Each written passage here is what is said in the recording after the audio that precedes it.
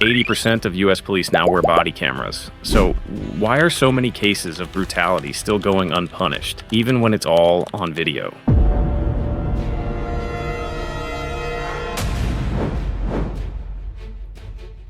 On January 7th, 2023, Memphis police officers pulled over 29-year-old Tyre Nichols for allegedly speeding. What happened next was captured on body cameras. Officers dragging him from his car, beating him with batons, and kicking him in the face while he called for his mother. 3 days later, Nichols died from his injuries. The body camera footage was so disturbing it sparked protests across the country. But here's what's really troubling about this case. Some of those officers took their cameras off during the beating. Others knew they were being recorded and kept pummeling him anyway. This is the reality of police body cameras in America. They were supposed to fix accountability problems. Instead, they've revealed just how deep those problems really go. Let me show you what's actually happening with police body cameras and why the results might shock you. First, let's talk about what we were promised. When police departments started rolling out body cameras about a decade ago, everyone had high hopes. Citizens would have proof when officers stepped out of line. Good cops would be protected from false accusations. Politicians promised transparency. The technology seemed foolproof. Today, about 80% of large police departments have body cameras. That's hundreds of thousands of officers wearing these devices every single day, and in some ways, they're working exactly as advertised. Take the Tyre Nichols case. Without those body cameras, Memphis police could have told any story they wanted about what happened during that traffic stop. They could have claimed Nichols was violent or resisted arrest. Instead, the footage showed the truth. 5 officers brutally beating a man who posed no threat to them. All 5 officers were fired and charged with second-degree murder. That kind of swift accountability rarely happened before body cameras. But here's the problem. For every case like Tyre Nichols, where body cameras help deliver justice, there are dozens of cases where they don't. And it's not because the technology failed, it's because police departments have learned how to work around them. Let's start with the most obvious issue, cameras that mysteriously don't work when they're needed most. Remember Breonna Taylor? On March 13th, 2020, Louisville police executed a no-knock warrant at her apartment. They shot and killed the 26-year-old EMT in her own hallway. But here's the catch. None of the officers were wearing body cameras during the raid. The Louisville police claimed that plainclothes narcotics officers don't wear body cameras. But Taylor's family lawyers found evidence that at least some of those officers had been issued body cameras and had worn them on previous operations. Photos later surfaced showing at least one officer at the scene wearing a body camera. So where's the footage? The police department says it doesn't exist. The family's lawyers say the department is withholding it. Either way, there's no video of the moment police killed Breonna Taylor in her own home.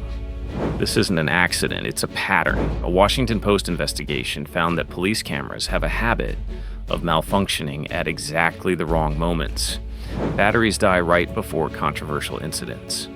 Officers forget to turn them on during arrests. Technical glitches happen just when officers use force. Most departments don't punish officers who fail to activate their cameras or turn them off during encounters with citizens. So there's no real incentive to make sure the cameras are working when it matters. But even when the cameras do work, departments have found other ways to undermine accountability. Take Milwaukee. The Civilian Oversight Board tried to create a policy requiring police to release body camera footage within 15 days when someone dies or is injured by police. Sounds reasonable, right? The police union sued to stop it, and they won. This is happening all over the country. Police unions and departments are fighting tooth and nail to keep body camera footage secret, even when it involves serious misconduct. Some states have passed laws that actually make it harder to get body camera footage, not easier. They create exemptions that protect officers instead of creating transparency. They allow departments to claim ongoing investigations that drag on for months or years, preventing the public from seeing what really happened. And here's something most people don't realize. Having body cameras doesn't mean anyone is actually watching the footage. ProPublica investigation found that many departments rarely review body camera footage unless someone files a complaint or there's a lawsuit. Officers know this. They know that as long as nobody complains, the footage will sit on a server somewhere and never be seen. That's exactly what happened with Memphis police. The department had a specialized unit called Scorpion that was accused of excessive force for months. Officers in that unit wore body cameras during questionable arrests and violent encounters, but nobody was reviewing the footage until Tyre Nichols died, and the case made national news. Only then did the department go back and look at other Scorpion arrests. What they found was a pattern of excessive force that had been captured on camera but ignored for months. This brings us to another major problem: the cost of storing and managing all this footage. Body cameras themselves might cost a few $100s each, but storing terabytes of video data costs millions of dollars per year for large departments. Someone has to review the footage, redact sensitive information, and respond to public records requests. Most departments are cutting corners somewhere in this process. Some don't store footage as long as they should. Others don't have enough staff to properly review incidents. Some make it practically impossible for the public to request footage by charging thousands of dollars in fees or requiring lengthy court battles. The result is that body cameras become expensive recording devices that don't actually improve accountability. But it gets worse. Some research suggests that body cameras might actually be making the problem worse in subtle ways. Studies show that citizen complaints against police drop when officers wear body cameras. Politicians love to point to this as proof that the cameras are working, but researchers aren't sure why complaints are dropping. Are officers actually behaving better? Or are citizens giving up on filing complaints because they think nobody will believe them over video evidence? This matters because video can be misleading. Body cameras show what happened from the officer's perspective, but they don't capture context. They don't show what the officer was thinking or what information they had. They don't reveal the broader circumstances that led to the encounter. And here's the thing: prosecutors and juries tend to trust video evidence even when it's incomplete or misleading. So if citizens think the body camera footage will automatically favor the police, they might not bother reporting legitimate misconduct. Civil rights advocates worry that body cameras are creating a false sense of objectivity. Instead of encouraging thorough investigations, departments just point to the video and say, everything was fine. So, where does this leave us? Body cameras aren't inherently good or bad. They're a tool. And like any tool, they're only as effective as the people using them, and the systems around them. The departments that are seeing real improvements from body cameras are the ones that take them seriously.